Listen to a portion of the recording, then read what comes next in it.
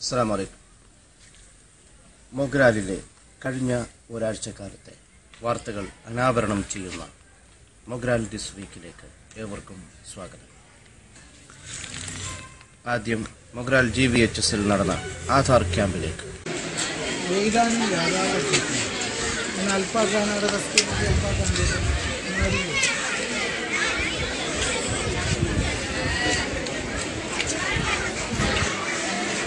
അങ്ങനെ തുടങ്ങിയത് camp, Aadhaar camp രാവിലെ മുതൽ ആരംഭിച്ചു. ആധാർ കാർഡിന്റെ ഫോട്ടോ എടുക്കലാണ്. ഇതൊരു അവസരം ലഭിക്കാത്ത മൊഗ്രാൽ പ്രദേശത്തുകാർക്ക് ഇതൊരു അവസരം കൂടി വന്നിട്ടുണ്ട്. ഈ അവസരം പരമാവധി ഉപയോഗപ്പെടുത്താൻ ഇന്നും നാളെ ആധാർ കാർഡ് ജനുവരി മുതൽ നിർബന്ധമായും പ്രാബല്യത്തിൽ വരും.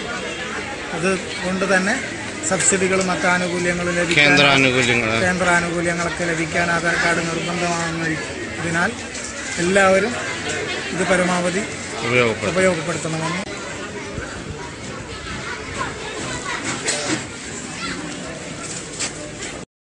പതിനൊന്ന് 12 തീയതികളിലായിട്ട് മൊഗ്രാൽ സ്കൂളിൽ ആധാർ കാർഡ് എടുക്കാത്ത, ഫോട്ടോ എടുക്കാത്ത ആൾക്കാർക്ക് വേണ്ടിയിട്ടുള്ള കുട്ടികൾക്കും അതുപോലെ തന്നെ മറ്റുള്ളവർക്കും വേണ്ടിയിട്ടുള്ള ആൾക്കാർ ഇന്നലെ ഏകദേശം ഒരു 125 ആൾക്കാർ ഇവിടുന്ന് ആധാർ കാർഡ് എടുത്തു. അതിൻ്റെ ഇന്നും ഏകദേശം അത്രയും ആൾക്കാരുണ്ടാകുമെന്നാണ് പ്രതീക്ഷിക്കുന്നത്. ഗൾഫിൽ നിന്ന് പറ്റാത്തവർക്ക് വലിയൊരു അനുഗ്രഹമാണിത്. എല്ലാ ആൾക്കാർക്കും ഇതിനെക്കുറിച്ചുള്ള വിവരം കൊടുത്തിട്ടുണ്ട്. അതിൻ്റെ അടിസ്ഥാനത്തിൽ പ്രത്യേകിച്ചിട്ട് പ്രവാസികൾക്കൊക്കെ വലിയൊരു അനുഗ്രഹമായിട്ടാണ് ഞങ്ങളിത് മൊഗ്രാൽ സ്കൂളിൽ തന്നെ സംഘടിപ്പിച്ചത്. അടുത്തത് മൊഗ്രാൽ സാധു സഹായ സംരക്ഷണ സമിതി മൊഗ്രാൽ ഗ്രൗണ്ടിൽ വെച്ച് ഇപ്പോൾ നടത്തിക്കൊണ്ടിരിക്കുന്ന മതപ്രഭാഷണ വേദിയിലേക്ക് കാണുകയാണ്.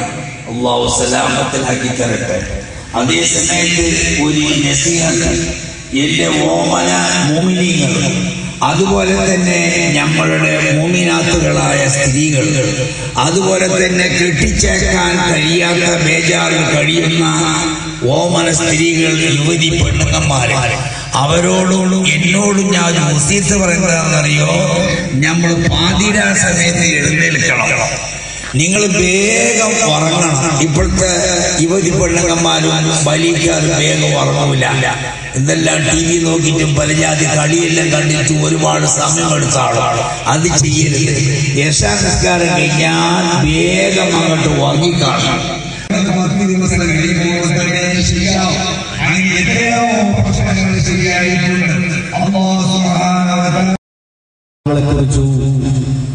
ചിന്തിക്കുകയും അവർക്ക് അവരുടെ കഴിയുന്നതായ സഹായ സഹകരണം ചെയ്തു കൊടുക്കാറുണ്ട്. പക്ഷേ കാലാന്തരത്തിൽ വന്നുപോയ സ്ത്രീധനം എന്ന് പറയുന്ന ണ്ടല്ലോ, അതിൽ ആധാരശിലയുടെ ജീവിതമുണ്ടല്ലോ.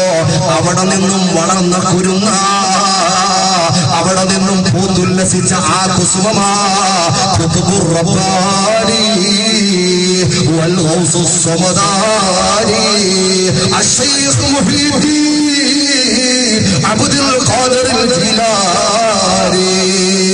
ഔലിയാക്കന്മാരുടെ നേതാവുണ്ടല്ലോ. ഔലിയാക്കന്മാരുടെ ഔലിയാകുന്നോ, താജുല്ലാകുന്നോ, ഔലിയാക്കന്മാരുടെ നേതാവാകുന്ന മുഹീദ്ദീൻ ശൈഖ് റളിയല്ലാഹു അൻഹു ഉണ്ടല്ലോ. അവരുടെ പ്രിയപ്പെട്ട വാപ്പയുടെ കാര്യമാണ് നാം പറഞ്ഞത്. അവരുടെ പ്രിയപ്പെട്ട ഉമ്മാന്റെ വിഷയമാണ് നാം പറഞ്ഞത്. അവരുടെ വിവാഹ നിശ്ചയത്തിന് മാനദണ്ഡമാക്കിയിട്ടുള്ള വിഷയമാണ് ഞാൻ അവതരിപ്പിച്ചത്. അല്ലാഹുവിന്റെ റസൂൽ പറഞ്ഞത് വെറുതെയല്ല പൊന്നു പ്രിയപ്പെട്ട ചെറുപ്പക്കാരാ, പൊന്നു പെങ്ങളെ,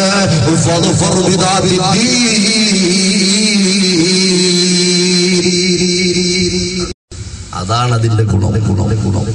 ഇങ്ങോട്ട് വിളിച്ചാൽ നീ പോടാ എന്ന് പറയുന്ന മക്കളെ മതിയെങ്കിൽ നിങ്ങൾക്ക് ഇഷ്ടമുള്ളത്. നിങ്ങളൊന്ന് താഴെ വീണാൽ നിങ്ങൾക്ക് ആലംബമേകുന്ന പ്രിയപ്പെട്ട പൊന്നുമക്കളെ നിങ്ങൾക്ക് ആഗ്രഹമുണ്ടെങ്കിൽ നിങ്ങൾക്ക് അല്ലാഹുവിന്റെ ഹബീബ് മുഹമ്മദ് മുസ്തഫ മാതാപിതാക്കൾ പ്രായം ചെല്ലുമ്പോ റസൂലിങ്ങൾക്ക് ചെറുപ്പത്തിലെ കണ്ട് വളർന്ന അത്യാവശ്യം കരോട്ടയും ജൂഡോയും ഒക്കെ പഠിച്ച മക്കൾ അവസാനം പയറ്റുന്നത് അവസാനം പ്രിയപ്പെട്ട മാതാപിതാക്കൾ. ഇന്നത്തെ പത്രത്തിലുണ്ട് ഒരനുസരണം ഒരു മകൻ വെട്ടിയോ കൊന്നു. എന്തെങ്കിലുമൊക്കെ ഒരു ഉപകാരം ചെയ്യാൻ ഇത്രയും കഷ്ടപ്പെട്ട് വളർത്തി ഇത്രയും വലുതാക്കി ആരോഗ്യം കൊടുത്ത് പ്രോട്ടീൻ കൊടുത്ത് ആ മോനെ വെറും പാല് നീ കുടിക്കണ്ട, കുടിച്ചിട്ടത് നീ കുടിച്ചാൽ മതി. ആ ചെറുപ്പത്തിലെ മോനെ നീ വെറും പാല് നീ കുടിക്കണ്ട, കുറച്ച് പോളിച്ചിട്ട് കുടിച്ചോ, ആരോഗ്യം ഉഷാറാകട്ടെ. കാരണം എന്താ എന്ന് നീ കഴിയുമ്പോൾ ഉമ്മാനെ കുടിച്ചു നിർത്തിയിട്ട് മുതുകത്ത് നിന്റെ മുട്ടുകൈട്ടിരിക്കാനുള്ളതല്ല, അതുകൊണ്ട് ആരോഗ്യം ഉണ്ടാവും.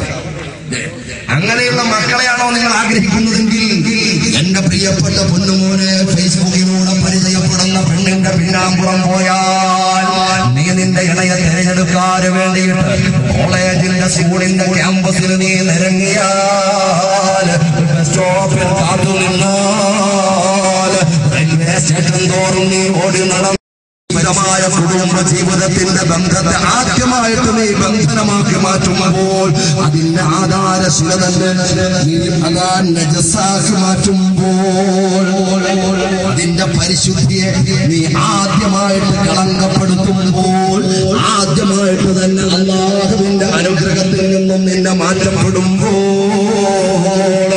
പൊന്നുമോനെ നിനക്ക് ഈ ലോകത്ത് സമാധാനം വേണോ, പരലോകത്ത് സമാധാനം വേണോ, അല്ലാഹുവിന്റെ അനുഗ്രഹങ്ങൾ കൊണ്ട് ഭാഗ്യപ്പെട്ട് സ്വർഗത്തിൽ കടന്നു പോണോ, മുഹമ്മദ് മുസ്തഫ. ജനോപകാരപ്രദമായ ഒരുപാട് കാര്യങ്ങൾ ചെയ്യുന്ന UAE ട്രാവൽസിന്റെ വിശേഷങ്ങളാവട്ടെ അടുത്തു. UAE ട്രാവൽസിന്റെ എല്ലാമായ മിസ്റ്റർ അബ്ദുറഹ്മാനുമായി നമുക്കല്പം സംവേദിക്കാം. അദ്ദേഹം മൊഗ്രാൽ ഓൺലൈനിന്റെ സജീവ അംഗവും കൂടിയാണ്.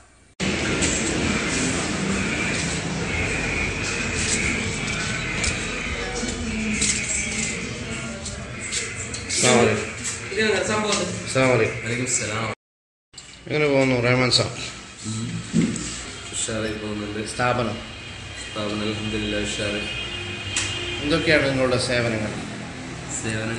ഇവിടെ എഴുതി വെച്ചിരിക്കുന്ന ട്രാവൽ സംബന്ധമായ സേവനങ്ങൾ പ്ലസ് അക്ഷയ സർവീസും ഉണ്ട്.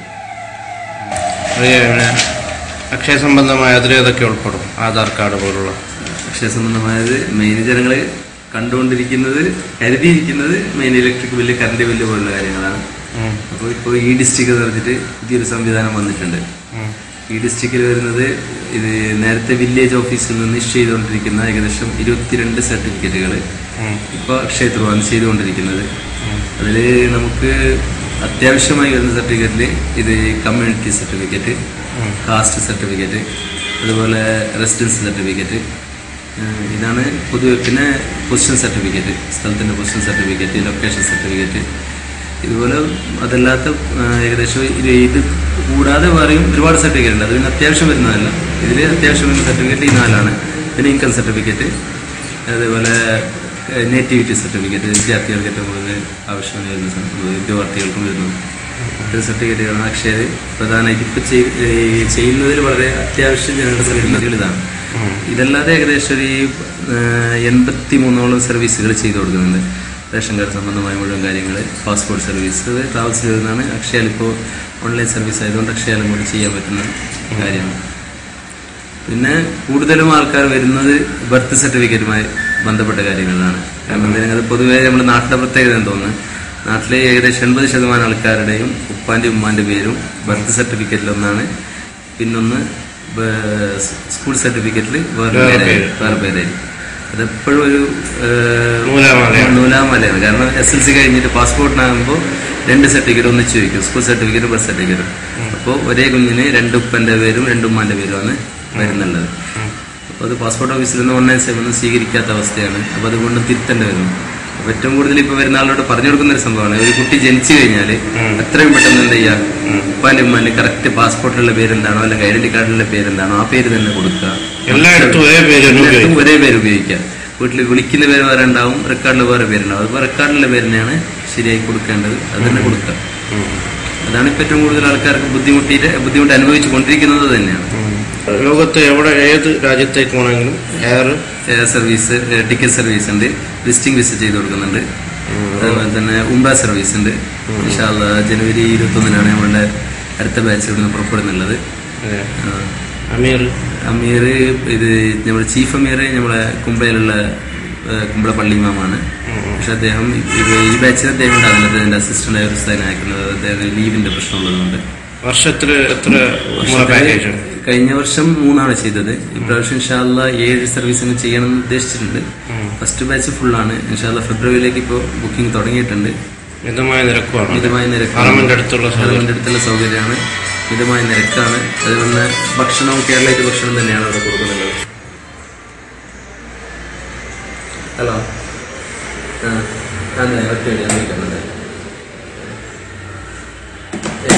ടിക്കറ്റ് കൺഫേം പിന്നെ ഇന്ത്യയിൽ എവിടേക്ക് വേണമെങ്കിലും റോഡ് ട്രെയിൻ ടിക്കറ്റ് അവൈലബിൾ ചെയ്ത് കൊടുക്കുന്നുണ്ട്. ട്രെയിൻ ടിക്കറ്റ് സർവീസ് ചെയ്ത് കൊടുക്കുന്നുണ്ട്. അതേപോലെ ബസ് ടിക്കറ്റ് ചെയ്ത് കൊടുക്കുന്നുണ്ട്. പിന്നെ ടൂർ പാക്കേജ് ഉണ്ട്. KSRTC അടക്കം, ഇൻക്ലൂഡിംഗ് KSRTC.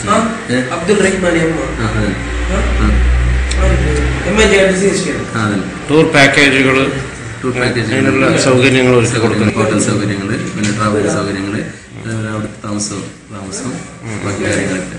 പിന്നെ ഗ്രൂപ്പായിട്ട് ടൂർ പോകുന്നുണ്ട്. അതിൻ്റെ കാര്യങ്ങൾ ചെയ്ത് കൊടുക്കുന്നുണ്ട്.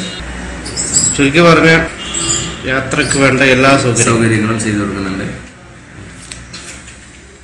ഏതായാലും മുതൽ ഓൺലൈനിന് വേണ്ടി ഇത്ര സംസാരിച്ചത് വളരെ നന്ദി.